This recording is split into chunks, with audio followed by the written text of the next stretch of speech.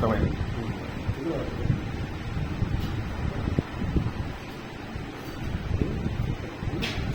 మళ్ళీ 9వ తారీఖు 3 గంటలకు మళ్ళీ అమ్మాయికి కనుగా వెళ్తారంట. ఆమె